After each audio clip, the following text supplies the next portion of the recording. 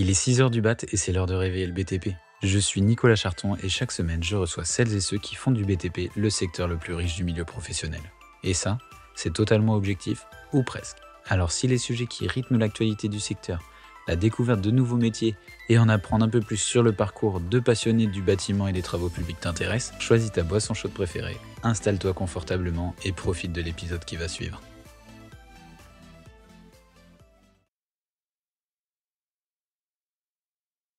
Bonjour à tous, il est 6h du mat et on se retrouve pour un nouvel épisode dans lequel on va parler jumeaux numériques, travaux publics, engins de chantier et nouveaux enjeux du secteur. Et pour ça, je reçois Jean-Luc Firmin, fondateur et président de Shermat. Salut Jean-Luc.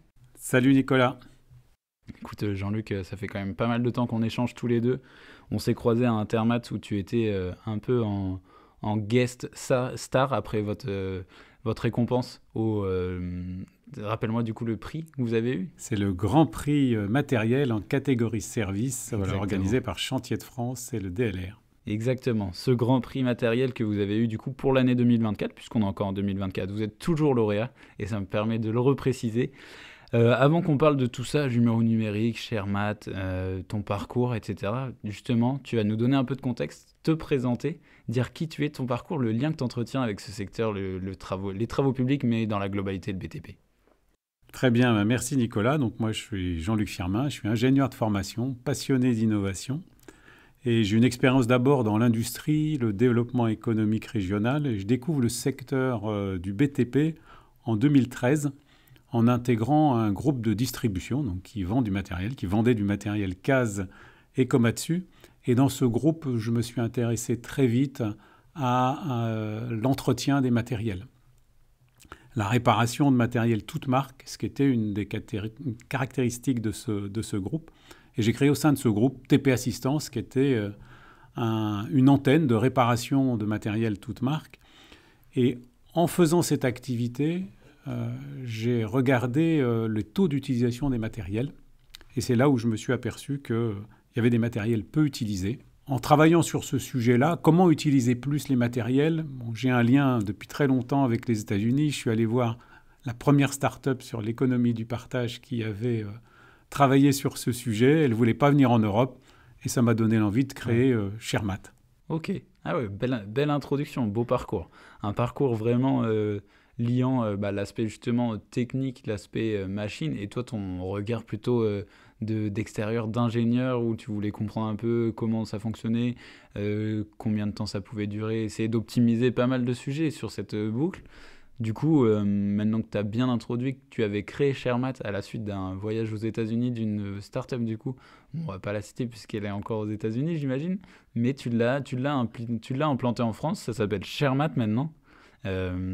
Qu'est-ce que c'est Shermat ? Est-ce que tu peux préciser un peu ce que vous faites et comment du coup vous avez intégré l'économie de la machine, quoi, de l'engin de TP, vous avez intégré tout ce petit parcours à la fois machiniste, à la fois d'entretien. Enfin, précise-nous un peu ce qu'est Shermat, qu'on en apprenne un peu plus là-dessus. Shermat, c'est une solution logicielle, collaborative, de gestion de parc matériel multimarque. Alors un peu tous les mots sont importants, j'insiste toujours sur le multimarque et le collaboratif, qui sont deux points importants. C'est que quand tu rentres dans l'univers Shermat, tu apprends à piloter ton parc de manière digitale. Le secteur du BTP, que tu connais bien, est souvent très attaché à son matériel physique. Exactement. Voilà, ça reste l'objet le plus important pour travailler. Mais cet objet physique, il est là où sont les chantiers. Il est rarement dans le cadre fermé d'une usine. Et les décideurs sur l'emploi de ces matériels sont souvent pas à côté du matériel pour prendre des décisions. Et l'univers que l'on leur propose, c'est de prendre des décisions sur ces matériels, mais avec une interface digitale. Et la promesse, c'est de ramener sur un écran toutes les informations utiles pour prendre une décision sur l'emploi du matériel, c'est-à-dire où je vais l'envoyer pour faire quelle tâche, et d'être capable de surveiller est-ce que tous mes matériels sont bien en train de faire ce pourquoi j'avais prévu. Voilà. Et avec ça, ça permet de détecter, je dirais, toutes les journées qu'on risque de perdre parce qu'un entretien n'a pas été suffisamment planifié en avance, un contrôle de la même façon, ou quelquefois dans la planification du chantier, on s'aperçoit qu'un matériel est sous-utilisé ou un agencement différent pourrait être fait. Et quand on rentre dans cette gestion digitale, on arrive à avoir une vue simple pour gagner des journées de travail. C'est ça l'environnement Shermat dans lequel on emmène les utilisateurs. Ok. En gros, vous êtes vraiment dans le cœur du réacteur des machines. Vous êtes un peu comme si on branchait un électrocardiogramme sur une machine, qu'on étudie un peu l'ensemble de ce qu'elle fait dans sa journée, l'ensemble de ce qu'elle se fait dans sa durée de vie, et permettent aussi d'avoir, comme on peut avoir sur une voiture, l'usure, le temps de trajet, énormément de données, puisque on parle de machines, mais c'est avant tout des engins connectés, hein. On ne se doute pas qu'il y a autant de données dans les machines. C'est un gros engin physique, hein, parce que tu en parleras mieux que moi, mais je pense que vous êtes placé sur des machines qui peuvent être à la fois des toutes petites machines en tonnage, mais des énormes machines aussi, très très gros volume. Mais pour autant, tu arrives à faire un peu un double digital, ce qui va nous amener justement sur notre notion de jumeau numérique dans le TP. Ce jumeau numérique qui permet de prendre des décisions, il permet de faire pas mal de choses. Comment ça fonctionne dans les grandes lignes, un jumeau numérique, du coup, comme tu peux le retrouver dans l'environnement Shermat? Alors, je vais reprendre dans ce que tu viens de dire un point clé, parce que quand on a lancé Shermat, on a beaucoup écouté le terrain.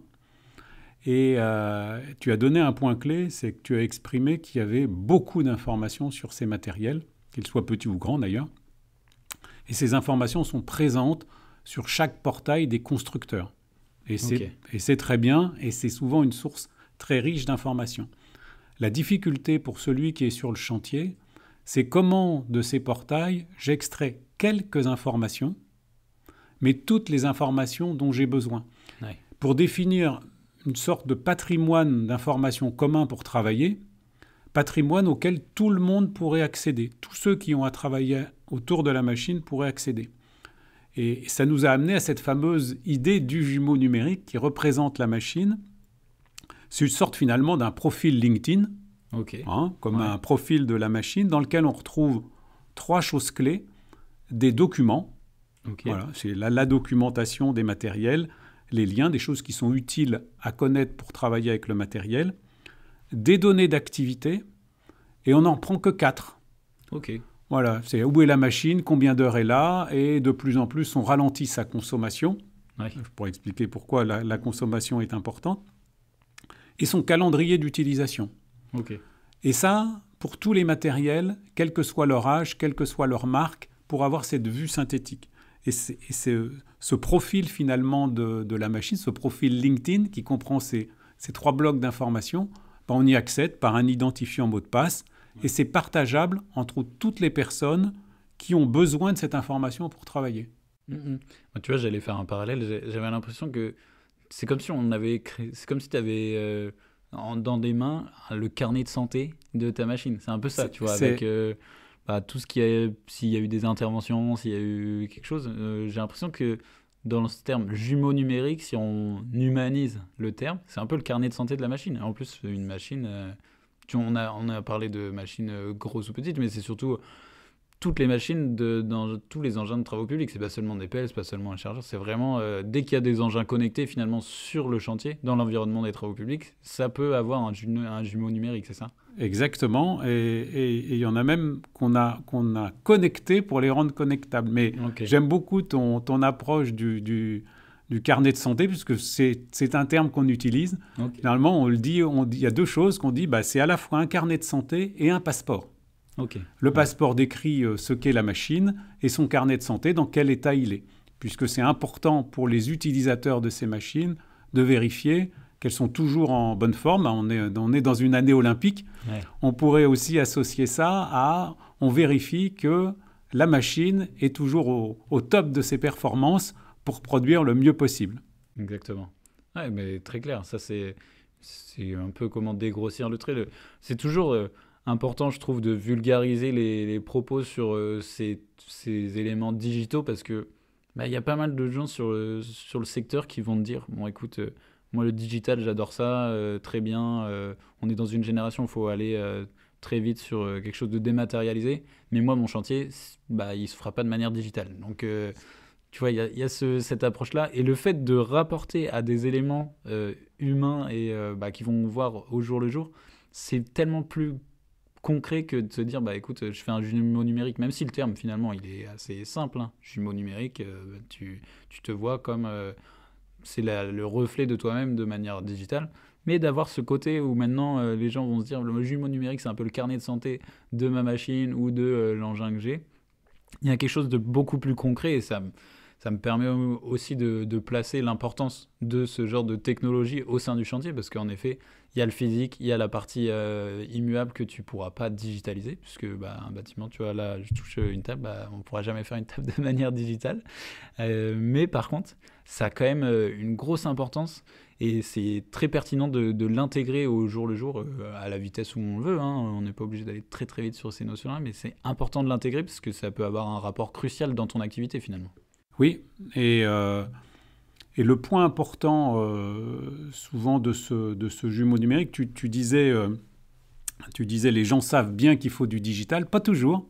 Donc j'aime beaucoup aussi cette description par des mots simples. Je fais souvent ça, hein, LinkedIn, le carnet de santé, le passeport, je ramène souvent à ça.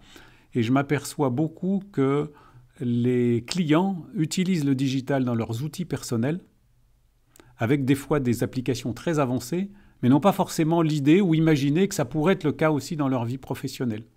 Et c'est un peu ça aussi, souvent, pour ça qu'on fait ce lien avec des applications concrètes dans la vie de tous les jours, parce que souvent, les utilisateurs sont beaucoup plus digitaux qu'ils ne l'imaginent. Oui, c'est juste que, bah, comme toute personne, il veut qu'on lui parle avec des mots simples. Peut-être c'est aussi... Enfin, après, ça, c'est le retour que j'ai du secteur aussi. Peut-être toi, avec ton expérience, tu l'as aussi, mais je pense qu'on a trop parlé de digital de manière complexe au secteur, alors qu'au final, il y avait déjà un terreau digital dans le secteur. On va pas, hein, c'est pas l'ancien monde non plus, le bâtiment et les travaux publics. Donc il y a du digital. Juste, je pense qu'il y a un moment où on les a pris un peu on leur a parlé un peu de manière trop complexe, alors que bah, eux, ils veulent des applications concrètes, du terrain, parce qu'au final, c'est ça la vérité, elle se fait sur le terrain, elle se fait sur le chantier. Tu peux donner bah, justement des analyses sur des utilisations via ton jumeau numérique, mais s'il n'y a pas un rapport concret de se dire, bah tiens, avec ça, du coup, si tu fais habituellement avec je sais pas, une Komatsu, une Kobelco, 6000 heures avant de la revendre et qu'elle n'ait plus du tout de valeur, bah, en ayant toutes ces données en compte, tu peux te dire qu'au bout de 6000 heures, finalement, bah, tu peux encore peut-être pousser et elle aura toujours la même valeur. Enfin, ça a ce genre d'intérêt aussi, quoi. Et ça, c'est très concret. Et pour aller dans ce sens, tu peux aussi prendre des choses très simples, hein. Quand j'ai démarré, moi j'étais passionné des données qu'on pouvait transférer ou ramener ou ainsi de suite, mais le terrain m'a dit, Jean-Luc, et la doc. Ouais. J'ai besoin de la documentation. Donc, c'est pour ça que dans le jumeau numérique, on a mis la documentation, parce que les utilisateurs m'ont dit, mais moi j'ai toujours besoin du manuel utilisateur, des fois on le perd. Ben, on a d'abord fait du jumeau numérique, un coffre-fort électronique. Aujourd'hui, tout le monde trouve naturel d'aller chercher sa facture d'électricité, de téléphone sur l'espace dédié. Ben, là, c'est pareil, on va chercher la doc du matériel dont on a besoin en consultant le jumeau numérique. C'était la première étape, et ça, c'est très concret, c'est très simple, et c'est un vrai besoin. Et ça, je pense que c'est ça qui définit une partie aussi du fait que Chermat, le jumeau numérique que vous avez imaginé chez Chermat a eu le Grand Prix matériel 2024, du coup. C'est parce qu'il est vraiment dans un esprit concret, pratico-pratique, et sans bafouer tout ce qui avait été fait avant sur le secteur. C'est-à-dire que, comme tu dis, tu gardes cette version très papier, finalement, intégrée dans le jumeau numérique, dans ton espace dédié, etc. C'est quoi tu as parlé de 3 catégories, tu as parlé de plusieurs choses du jumeau numérique chez Chermat. Si tu arrivais à le décrire de manière très, tu vois, essayer de le rendre très palpable, très visuel pour les gens, à quoi il ressemble le jumeau numérique de Chermat dans sa globalité? Aujourd'hui, alors c'est vrai que c'est pas toujours facile de se représenter ce que peut être un objet digital. Exactement. C'est pour ça que j'ai pris l'analogie avec LinkedIn, puisque toute personne qui est sur LinkedIn existe physiquement et à son jumeau numérique dans LinkedIn. Exactement. C'est un peu la même image. C'est pour ça que je garde cette image. Pour moi, c'est ce qu'il y a de plus concret. Et dans l'utilisation un peu de ce jumeau numérique, il y a aussi la partie très concrète, comme je disais tout à l'heure. Après, il y a la partie très sérieuse, pour répondre à des problèmes concrets. Et moi, je me rends compte sur le terrain que les entreprises de BTP, elles ont un vrai besoin de gagner en productivité. Parce qu'elles font face à l'augmentation du prix des nouveaux matériels.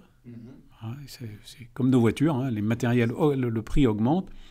Le GNR, on sait que pendant 7 ans, il va y avoir 5% d'augmentation. C'est une charge qui va augmenter. Ouais, ça, c'est sûr. Et ça, c'est quelque chose que si vous voulez être un peu plus au fait de ce sujet, on avait fait un épisode très intéressant avec Solène Forest sur justement l'augmentation de la taxation du GNR. Je vous invite à le réécouter. Je le mettrai en description. Mais très belle passerelle que tu fais sur tous ces éléments qui viennent impacter aussi le quotidien des entreprises BTP. Et ils ont besoin d'aide finalement sur ces sujets-là, d'amélioration, etc. Et c'est vrai que j'ai une approche, moi, peut-être un peu particulière, mais je considère qu'il y a des tendances de marché qui sont contraignantes, mais qui sont malheureusement souvent des faits. Et l'idée, c'est comment la technologie, comment des nouveaux outils peuvent aider à retrouver de la marge pour faire face à ces évolutions. Et aujourd'hui, je suis plus que persuadé et engagé pour montrer que c'est possible. Ouais. Et c'est vraiment à ça que ça sert. Il y a un autre point aussi qui est important, si on fait dans les sujets un peu sérieux autour du jumeau numérique, la notion de responsabilité environnementale. C'est quelque chose qui est venu après. Ce n'est pas une chose que j'ai eue, moi, spontanément dans Shermat. J'avais l'idée d'augmenter le taux d'utilisation des matériels, même pour aller jusqu'au partage d'usage de matériel. Je n'avais pas forcément la donnée environnementale qui est venue après, où on m'a dit, mais finalement, si tu nous aides à produire, à mieux s'organiser dans notre parc, on va aussi être capable de produire mieux avec moins de matériel. Et le moins de matériel, le matériel le plus vertueux en matière d'environnement, c'est celui qu'on n'utilise pas. Voilà. Donc, c'est un peu... Il y a à la fois des côtés très pratiques, c'est j'ai toujours besoin de documentation où elle est, et j'ai accès, ça c'est très pratico-pratique, et de manière, une vision un peu plus organisée ou qui est associée à l'économie de l'entreprise, il y a à la fois ce besoin de gagner en productivité dans l'utilisation du matériel et avoir une utilisation plus responsable du matériel. Ce sont des paramètres qui ont aussi joué dans le jury du Grand Prix matériel. Oui, tu m'as rappelé ce point. Le Grand Prix matériel, il faut voir que le jury sont aussi des directeurs matériels de grandes entreprises. Et ils ont la particularité, quand ils ont la responsabilité de chantiers importants, d'intervenir, de faire intervenir sur un chantier leur matériel, mais aussi les matériels de sous-traitants, de loueurs.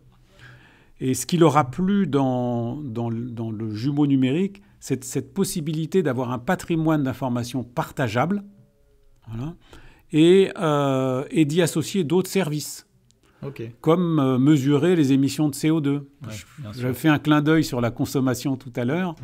Mais quand aujourd'hui on remonte la consommation d'un matériel, on est en capacité, en fonction d'une règle que l'ADEME a donnée, c'est-à-dire de calculer les chiffres d'émissions de CO2 suivant les normes Scope 1, Scope 3, qui sont très précises. Et ça, aujourd'hui, c'est intégré au jumeau numérique. Donc, c'est cette notion de dire, j'ai un patrimoine de base d'informations, mais je peux aussi connecter d'autres applications, d'autres services qui font un lien avec d'autres questions. Notamment, ce qu'il faut imaginer sur un chantier, c'est on peut imaginer tous les jumeaux numériques qui travaillent, on peut très bien les imaginer virtuellement. Ceux qui sont passionnés de jeux vidéo en ligne peuvent assez imaginer comment tous ces matériels peuvent intervenir sur chantier, quelle que soit leur origine. Et là, oui, c'est vrai, quand on a cette représentation, on sait calculer le bilan carbone d'un chantier avec l'ensemble de ces jumeaux numériques. Donc voilà ce qui a intéressé notamment le jury. Voilà. Oui, parce que en effet, faire quelque chose de concret, faire quelque chose qui s'intègre dans une démarche globale d'un secteur qui est tout le temps en mouvement, qui est tout le temps confronté à plein de sujets, C'est un secteur qui évolue souvent au gré des décisions, qui évolue souvent au gré des éléments conjoncturels, un peu moins structurels finalement, mais plus liés à des conjonctures.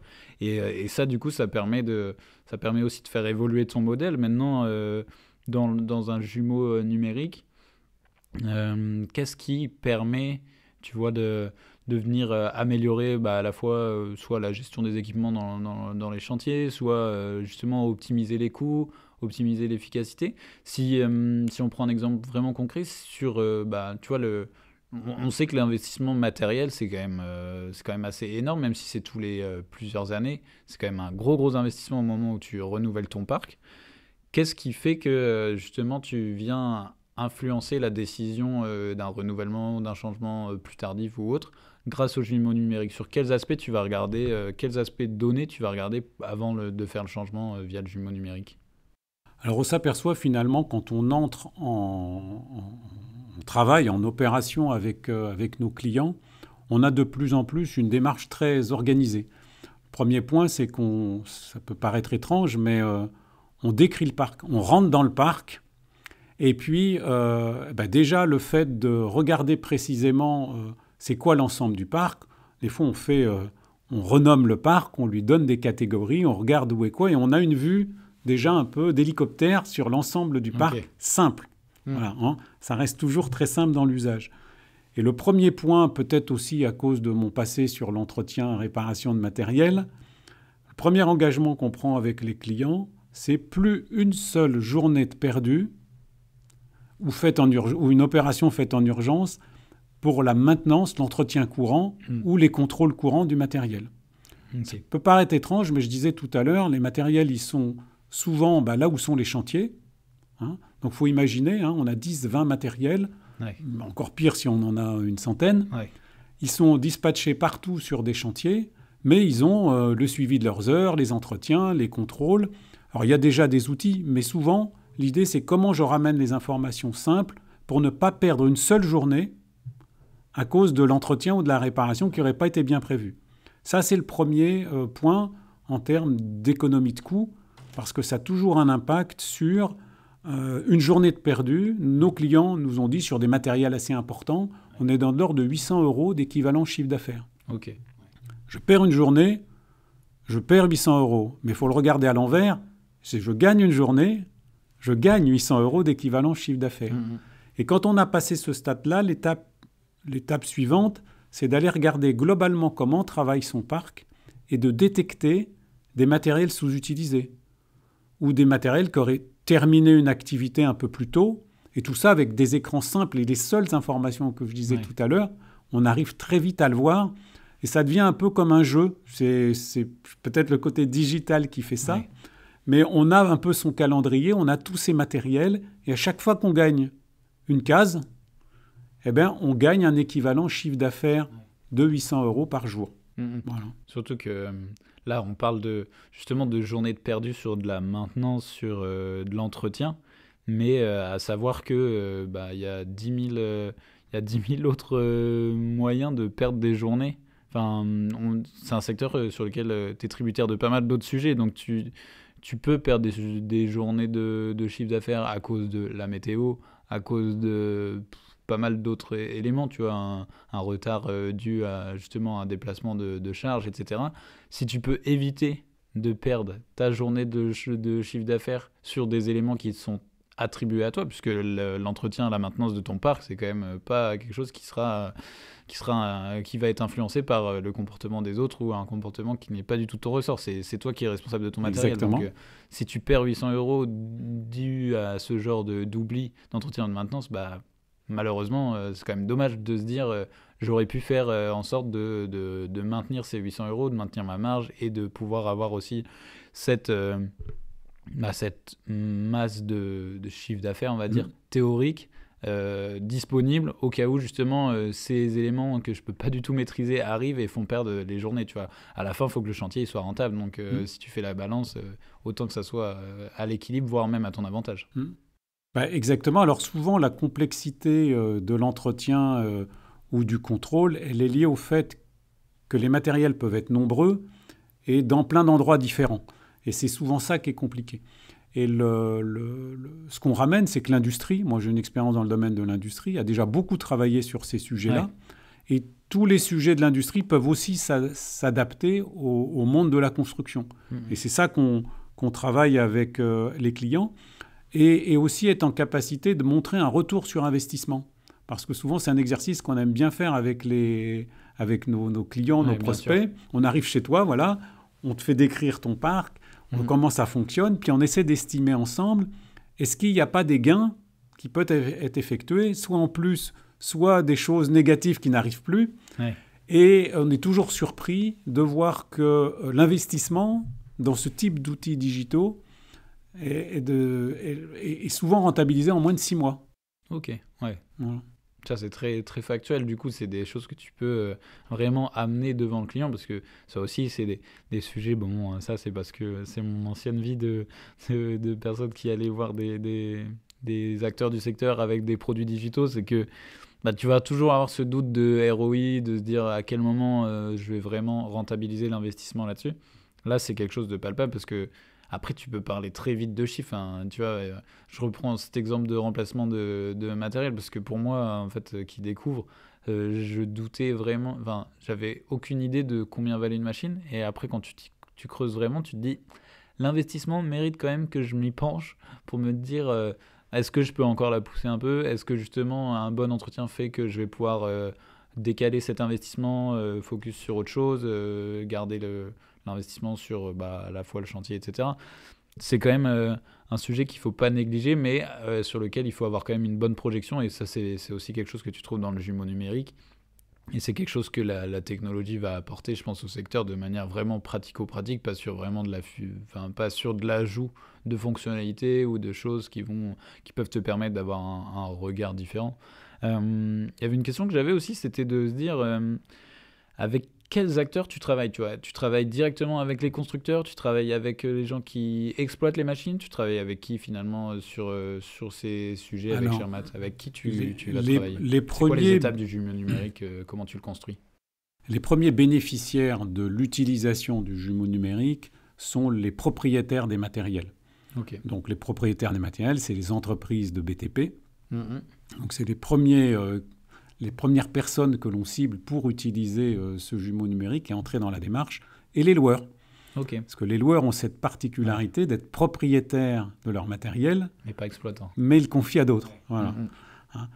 C'est pour ça que souvent, avec les loueurs, on crée la flotte de jumeaux numériques. Et comme je le disais tout à l'heure, c'est un outil qui est collaboratif par nature. Le loueur qui a créé son jumeau numérique peut le partager à l'exploitant le temps de la durée de location. Oui. Et il a les informations clés du matériel loué au même titre qu'il a les siennes. Okay. Voilà. Il y a même des loueurs, ça leur pousse des idées aussi pour dire louer le matériel plutôt que de l'acheter. Oui. Parce que finalement, dès qu'on rentre dans le monde numérique, une fois qu'on l'a à l'écran, c'est exactement le même type de ressources à exploiter. Et la dernière cible avec laquelle on travaille, l'interlocuteur important, c'est tout le monde de la distribution et des constructeurs. Ouais. La distribution, parce que le jumeau numérique, souvent je dis, le point important, c'est quand on vend une machine à quelqu'un, on lui vend la machine physique et on lui vend avec, c'est partie intégrante du matériel, son jumeau numérique. Okay. C'est pour moi aujourd'hui vraiment mon cheval de bataille. Voilà, je vais le fer de lance en disant, si vous voulez apprendre aussi à vos clients à travailler différemment, à utiliser tous les services des constructeurs, parce que souvent les constructeurs ont de plus en plus de services numériques, il faut apprendre aux utilisateurs des matériels à travailler dans le monde digital. Donc coopérons ensemble et livrer un jumeau numérique, d'abord juste avec la documentation. D'ailleurs, ils seront obligés au 1er janvier 2027, puisque l'évolution de la directive machine va obliger les distributeurs à livrer la documentation en numérique. Ça existe déjà, ça peut s'envoyer en PDF par mail ou sur une clé USB. Souvent, c'est le cauchemar après parce que ça peut être facilement perdu. Donc, un peu ce que je dis, mettez-le dans un jumeau numérique, c'est comme un coffre-fort numérique des documentations. C'est la première application de base du jumeau numérique. Et comme ça, le client a sa documentation tout au long de la vie du matériel. Et ça, voilà. Donc, c'est pour moi l'autre type de personnes avec qui on travaille. Les constructeurs, étant liés à la distribution, j'ai toujours gardé un lien fort avec les constructeurs, puisque c'est eux qui maîtrisent la donnée. Ouais. Et ce que j'allais dire, c'est que même pour eux, c'est hyper important d'avoir un regard sur l'ensemble des machines qu'ils ont produites, avoir les retours. Ça permet d'avoir un retour clairement très efficace sur l'utilisation de leur machine. Et s'il y a, par exemple, quelque chose qui se répète sur un modèle, pouvoir aussi ajuster rapidement ou faire remonter les infos, etc., quoi. Alors souvent, ils l'ont, ça. Parce qu'ils captent énormément de données sur leur matériel, mais ils ont une vue technique de la donnée. Ce qui leur plaît souvent dans les échanges qu'on a ensemble, c'est que je suis le premier utilisateur des services digitaux qu'ils ont pour les clients finaux, et je leur ramène des infos d'usage. D'accord, oui. C'est-à-dire, je regarde comment sont faits leurs transferts de flux de données, mais comme moi, je développe une application métier, une suite de logiciels dont l'objectif est d'optimiser le parc, eh bien, si l'information n'est pas utile, je suis le premier à le voir. Et je reviens vers eux en disant, bah oui, techniquement, j'ai l'information, mais elle n'est pas à la bonne fréquence, elle n'arrive pas d'une manière qui permet de l'exploiter simplement. Et ça les intéresse beaucoup. Parce qu'ils ont peu, finalement, de retour d'usage des clients de leur matériel. Ils ont beaucoup d'infos techniques sur les performances de l'objet, mais ils ont peu de retour sur l'usage.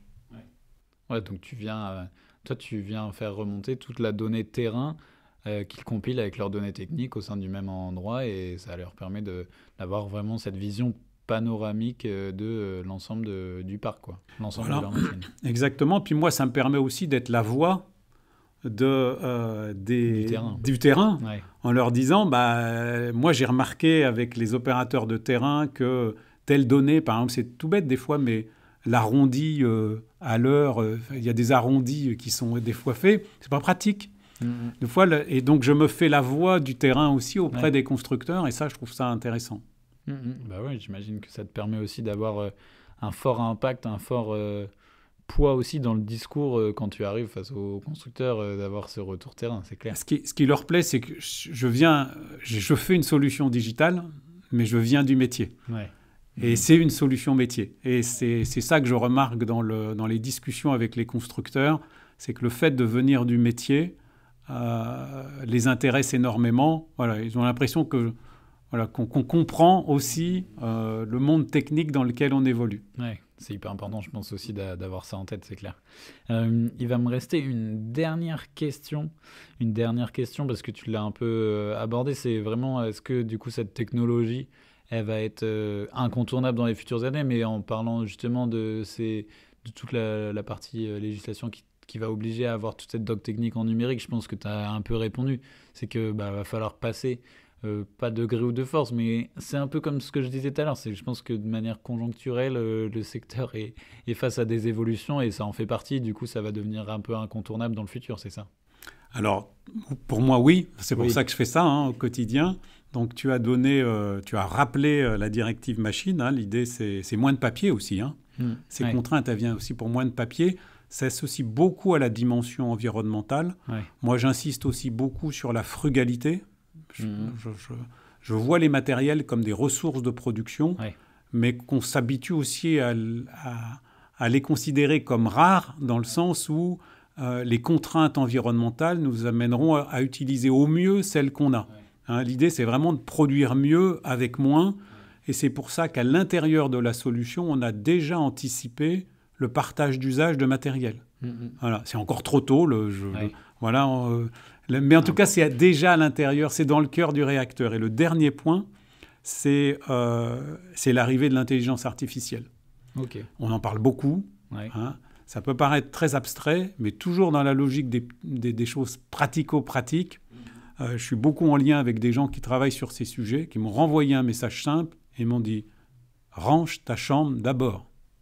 Si un jour tu veux faire quelque chose dans le domaine de l'intelligence artificielle, ça ne marchera que si tes données, si ta chambre est bien rangée. Et je m'aperçois finalement, tout ce travail du quotidien qu'on fait avec le jumeau numérique, on range la chambre des matériels.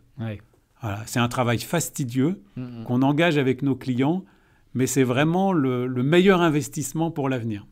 Ok, bah, très clair. En plus, encore une image vraiment concrète. Ranger la chambre de vos matériels, de vos engins, etc. Classer vos données, stocker aussi tout ce qui est possible de stocker. Hyper important. C'était un bel échange sur cette partie jumeaux numériques. C'était un sujet que je voulais aborder parce que bah, déjà, on le voit de plus en plus. On le voit de plus en plus pointer le bout de son nez sur le secteur. Et en plus, bah, quand tu es récompensé pour un Grand Prix matériel en 2024, c'est que c'est au cœur du sujet de l'année. Et voilà, j'espère que c'était assez clair pour tout le monde, qu'on a employé des mots assez simples aussi pour l'évoquer. Et vu que tu es un auditeur assidu de 6 heures du badge, Jean-Luc, je sais très bien que tu écoutes. Tu sais très bien que je ne peux pas terminer cet épisode sans te poser la dernière question, celle qui va nous permettre d'aller ouvrir d'autres horizons aussi. Si tu avais une personne que tu aimerais entendre réveiller le BTP avec moi, qui ça serait et pourquoi ? Alors j'ai fouillé donc dans les contacts que j'avais et j'ai envie de citer aujourd'hui Maxime Lasjonias, qui est fondateur d'une solution qui s'appelle Tonnage, qui est régionale à Angers, qui n'est pas très loin de où nous nous trouvons aujourd'hui, et qui s'est nommé petit à petit courtier en granulat. Ok. Voilà, et je trouve ça très intéressant, il faut aller voir sa solution. C'est aussi comment le digital permet de gagner, d'optimiser. C'est pour ça que j'ai eu envie de le mettre en avant. Trop bien. Bah écoute, j'irai voir tout ce que fait Tonnage. En plus, c'est, comme tu dis, pas très très loin de là où on est. Donc un saut à Angers sera fait dans le futur si on arrive à trouver des dates pour réveiller le BTP ensemble. En tout cas, c'était un plaisir d'échanger avec toi, Jean-Luc. Hein. C'est toujours un plaisir d'échanger en off. Mais là, on est clairement en on avec tout le monde qui écoute aussi cet épisode. J'espère que tu as passé un bon moment. Et puis voilà. Plaisir partagé. Encore plus d'être acteur dans un épisode de 6 heures du BAT. Écoute, merci beaucoup Jean-Luc et on se retrouve très très vite pour un nouvel épisode. de 6 heures du BAT.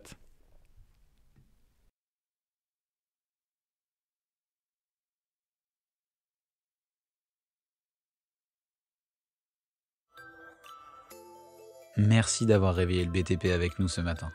Tu retrouveras toutes les infos, les liens et les documents évoqués au cours de cette discussion dans la description. Mais avant de se quitter, si tu as apprécié cet épisode, n'oublie pas de t'abonner et de mettre 5 étoiles au podcast sur ta plateforme d'écoute préférée. Et quant à nous, on se retrouve très vite pour réveiller de nouveau le BTP.